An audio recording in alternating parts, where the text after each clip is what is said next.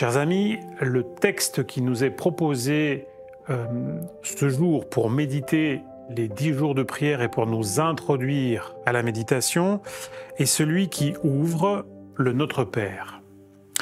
Le Notre Père est une réponse que le Christ donne à ses disciples qui l'interrogent en lui demandant « Enseigne-nous à prier ». Vous remarquez que dans cette introduction, déjà, Jésus dira « Notre Père ». Nous sommes donc interpellés ici par la dimension collective de la prière. Bien évidemment, le Notre Père peut être récité seul, mais ici, le Christ insiste sur mon engagement collectif. Je suis un avec une communauté. Je suis dans cette communauté, dans ce corps, dira l'apôtre Paul, pour parler de l'intimité des liens entre chaque partie du corps. Notre Père. Nous avons là tout de suite, de par la volonté du Christ, un terme qui définit une proximité lui aussi, une intimité. Une première était cette intimité entre nous, ses enfants, l'Église, son corps. Cette deuxième, c'est l'intimité avec lui, le Père. Cet aspect bienveillant, cet aspect protecteur, cet aspect de cette présence qui nous entoure et qui nous garde. Notre Père qui êtes aux cieux, que ton nom soit sanctifié.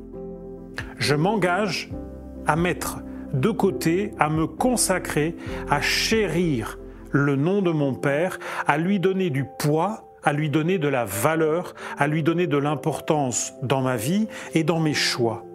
Que ton règne vienne. Voilà une dimension de cette prière qui est l'héritage que l'Église adventiste, pas seulement, mais que l'Église adventiste a reçu.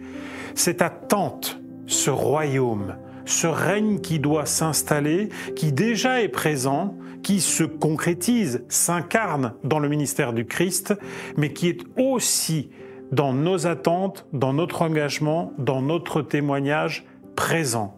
Présent dans le cœur de l'Église, dans son message, dans son action.